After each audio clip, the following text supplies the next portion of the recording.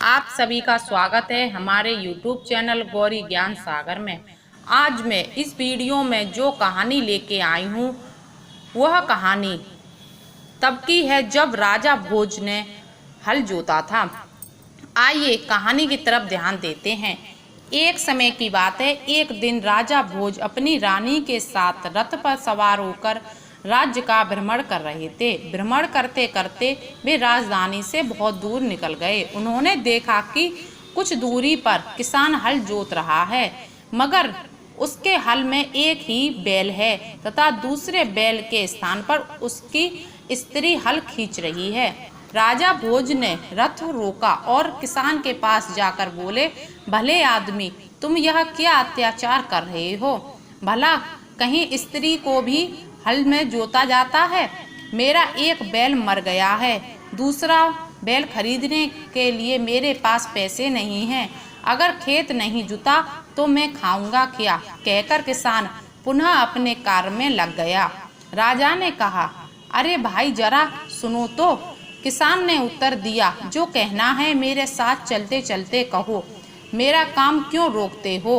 अपने काम के प्रति किसान की लगन देखकर राजा भोज बहुत प्रभावित हुए।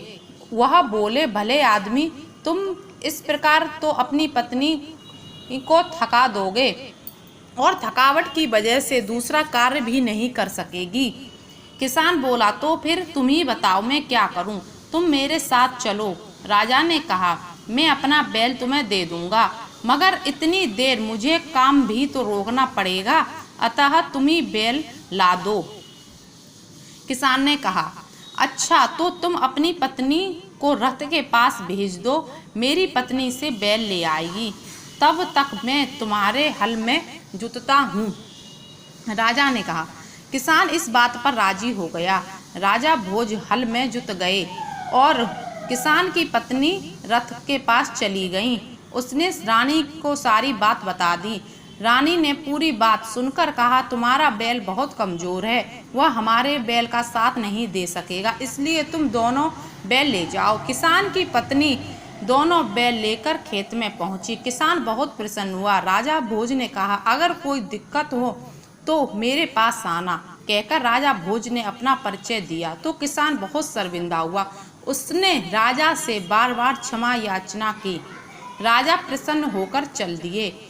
उस बार उस किसान के खेत में बहुत अच्छी फसल हुई। उसके आश्चर्य का ठिकाना ना हुआ जब उसने देखा कि खेत में जितने हिस्से में राजा भोज ने जोता था उसमें मोती उगे थे, बाकी हिस्से में गेहूं।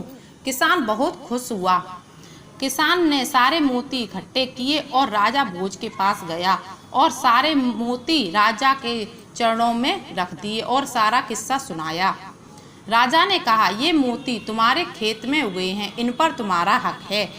लेकिन किसान ने मना कर दिया। किसान ने कहा, यह आपके परिश्रम का प्रताप है, इसलिए मैं इन्हें नहीं ले जाऊंगा। मेरी प्रार्थना है कि आप इन्हें राजकोष में जमा कर लें, हम जैसे गरीबों की भलाई के काम लाएं।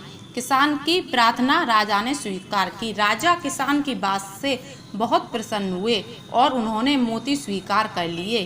वे किसान की ईमानदारी व खुदरी से बहुत प्रसन्न थे। फिर उन्होंने उसे उसके गांव का प्रधान बना दिया। साथ ही यह भी इजाज़त दे दी कि शेष राज्य के किसानों की समस्याओं का समाधान भी वही करेगा। इस कहानी से हमें यह शिक्षा मिलती है कि हम अपनी ईमानदारी व निष्ठा से किसी का भी दिल जीत सकते हैं। अगर ये कहानी आपको पसंद आई हो तो लाइक करें, शेयर करें और चैनल को सब्सक्राइब करें। राधे राधे।